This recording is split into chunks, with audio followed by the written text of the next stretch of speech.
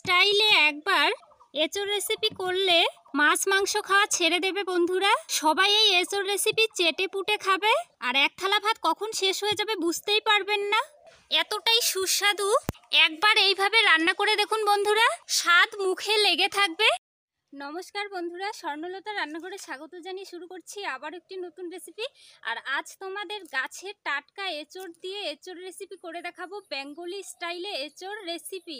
এইভাবে একবার বানিয়ে খেয়ে দেখবেন, ভীষণ ভালো লাগে খেতে। আর চলো তাহলে দেরি না করে শুরু করি আজকে এঁচোড় রেসিপি। আর প্রথম থেকে শেষ অবধি দেখার অনুরোধ রইল সকল বন্ধুদের কাছে। আশা করি ভালো লাগবে তোমাদের, তো সাথে থেকো। কত সুন্দরভাবে এঁচোড়গুলো ধরে। তো বন্ধুরা, আমি এঁচোড় নিয়ে চলে এসেছি। আর দেখো কত আঠা পড়ছে এই ডাঁটিটার থেকে। তো এঁচোড় কাটতে একটু ঝামেলা হয় আর সময়ও লাগে, প্রচুর আঠা বের হয় এঁচোড় থেকে। তো আমি কেটে নেব এখন।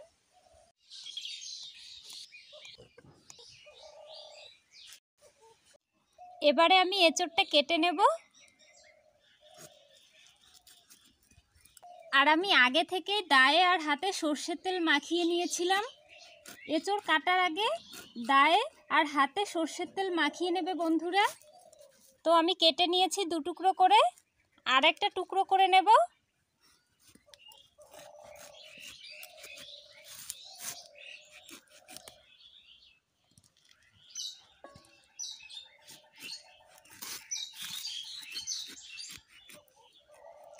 আমি 4 টুকরো করে নিয়েছি।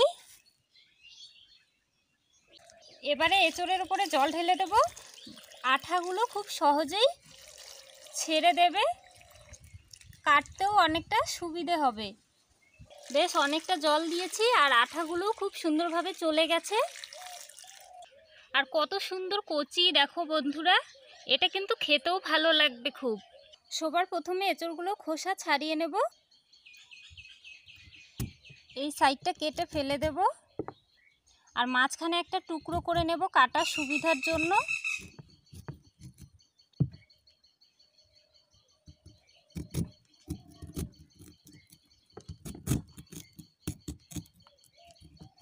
খোসাগুলো এইভাবে ছাড়িয়ে নিতে হবে। আমি খোসা ছাড়িয়ে নিয়েছি খুব সুন্দরভাবে। এবারে এই মাঝখানের অংশটাও ফেলে দেব।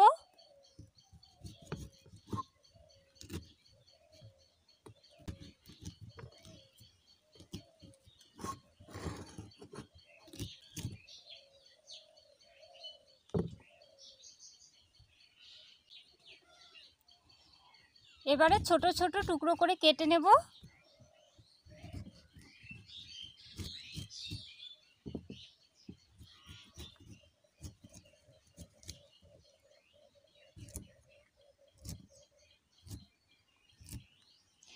এরকম টুকরো করে নেব।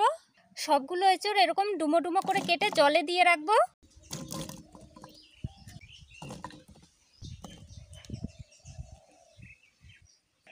তো বন্ধুরা, আমার সবগুলো এঁচোড় কাটা হয়ে গেছে।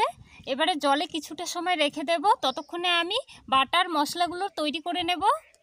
বাটা মশলার জন্য যা যা উপকরণ লাগবে আমি সব কিছু এখানে ধুয়ে কেটে নিয়েছি কয়েকটা পাকা লঙ্কা, বেটে দেওয়ার জন্য নিয়েছি কুচানো আদা, কুচি কুচি করে নিয়েছি পেঁয়াজ, রসুন আর ধনে জিরে, আর এখানে 4-5টা কাঁচা লঙ্কা চিড়ে নিয়েছি। এগুলো দিয়ে দেব ফোড়নের সময়। চলো তাহলে বন্ধুরা বাটা মশলাগুলো করে নিই। এটা কিন্তু তোমাদের পরিমাণ মতো দিবে। সব কিছু শিলে নিয়ে নেব।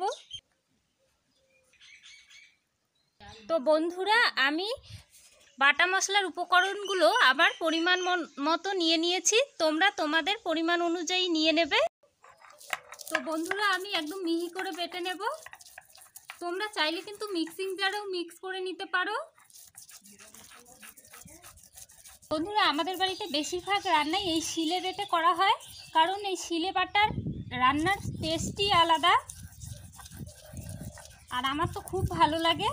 তো বন্ধুরা, আমি একদম মিহি করে বেটে নিয়েছি, প্লেটে নিয়ে নেব। কালারটা দেখুন বন্ধুরা কত সুন্দর হয়েছে, আর কোনো রকম লঙ্কার গুঁড়ো দিতে হবে না কালারের জন্য। আর নিয়েছি কয়েকটা লবঙ্গ, গোলমরিচ, 5টা এলাচ আর একটু দারচিনি। নামানোর আগে আগে এই মশলাটা দিয়ে নামিয়ে নিতে হবে। শিলে নিয়ে নেব। একটু জল দিয়ে একদম মিহি করে বেটে নিতে হবে। আমার বাটা হয়ে গেছে, এই বাটিতে তুলে নেব। তো বন্ধুরা আমার সব রকম মশলা বাটা কমপ্লিট হয়েছে। কালারটাও দেখো কত সুন্দর হয়েছে। আর কাঁঠালগুলো যে জলে ভিজিয়ে রেখেছিলাম সেগুলো এখন ভালোভাবে ধুয়ে তুলে নেব। আর দেখো বন্ধুরা একটুও কিন্তু কালো হয়নি জলে ভিজিয়ে রাখাতে। আর বন্ধুরা কয়েক টুকরো আলু নিয়েছি, তোমরা চাইলে আলুটা দিতেও পারো, নাও দিতে পারো। আমার আলু একটি পছন্দের খাবার, তাই আমি সব কিছুতেই বেশিরভাগ আলু দিয়ে থাকি, তাই এঁচড়েও দিয়ে দিলাম কয়েক টুকরো আলু। ছোট্ট একটা এঁচড় কাটলাম, দেখো বন্ধুরা কতগুলো হয়েছে, থালা পুরো ভর্তি হয়েছে। এবারে উনুনটা জ্বালিয়ে নেব, কড়া বসিয়ে দেব। এঁচড় ভাপানোর জন্য কড়ায় পরিমাণ মতো জল দিয়ে দেব। এটুকু জলেই হয়ে যাবে। জলে দিয়ে দেব হলুদ গুঁড়ো। হলুদ গুঁড়ো দেওয়াতে এঁচড়ের কালারটা খুব সুন্দর আসবে। কেটে রাখা এঁচড়গুলো দিয়ে দেব। এবারে ঢেকে দেব। 50% মতো ভাপিয়ে নেব। বন্ধুরা ঢাকা খুলে দেখব কতটা ভাপানো হয়েছে। তো বন্ধুরা 50% মতো ভাপানো হয়ে গেছে। জল ঝরিয়ে নেওয়ার জন্য এরকম পাত্র নিয়েছি একটা ছিদ্রযুক্ত, একটু ঢেলে দেব।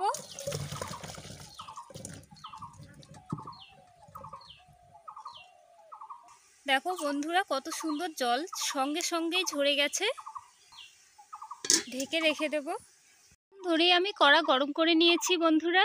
এবারে কড়াই দিয়ে দেব সর্ষের তেল। তেল গরম হয়ে গেছে বন্ধুরা। এবার ফোড়নে দিয়ে দেব গোটা জিরে, তেজপাতা, পেঁয়াজ কুচি, রসুন কুচি, টমেটো কুচি, দিয়ে দেব চেরা কাঁচা লঙ্কা, বাটা মশলাটাও দিয়ে দেব। খুব ভালোভাবে মিশিয়ে নিতে হবে। দিয়ে দেব হলুদ গুঁড়ো, পরিমাণ মতো হলুদ গুঁড়ো দিয়ে দিয়েছি। আবারও ভালোভাবে মিশিয়ে নিতে হবে। দিয়ে দেব একটু জল। আর যতক্ষণ না অবধি মশলার গা থেকে তেল ছাড়ছে ততক্ষণ মিশিয়ে নিতে হবে। এই সময় দিয়ে দিতে হবে টক দই। আমি 2 চামচ মতো দিয়েছি, তোমরাও তোমাদের পরিমাণ অনুযায়ী দিয়ে দেবে সব কিছু। তো বন্ধুরা আমার গ্রেভিটা পুরোপুরি রেডি হয়ে গেছে। এই সময়ে জল ঝরিয়ে রাখা এঁচড়গুলো দিয়ে দিতে হবে আর খুব ভালোভাবে মিশিয়ে নিতে হবে।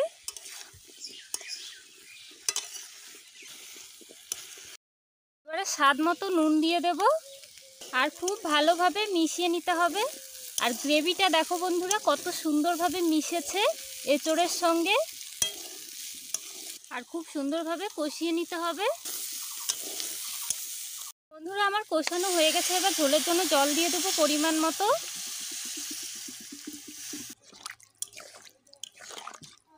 তোমরা তোমাদের পছন্দ মতো ঝোল দিয়ে দেবে।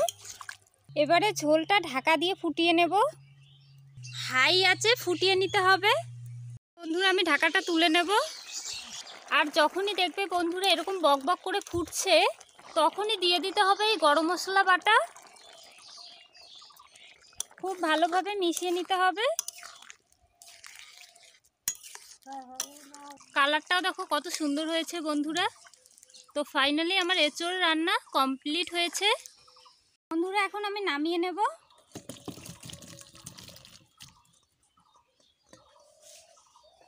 তো বন্ধুরা আজকের ভিডিও এখানেই শেষ করছি। আবারও দেখা হবে নেক্সট পর্বে। ততক্ষণে আমার সকল বন্ধুরা ভালো থেকো, সুস্থ থেকো। আর এঁচড় রেসিপি কেমন লাগলো কমেন্ট করে জানিও বন্ধুরা।